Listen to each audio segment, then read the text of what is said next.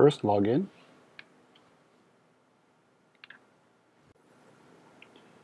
Next, exchange pagers, report lost pagers, reassign pagers. Click Run. You can search by first name, last name, cap code on the pager, or last 4 digits of the pager number, also located on the pager. I'm going to use that. The first one is 240-3160, so I'm going to enter 3160. Click on the username, verify that the cap code matches what's on the pager.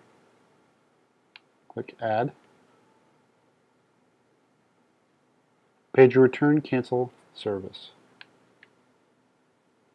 There you go. You've canceled your first pager.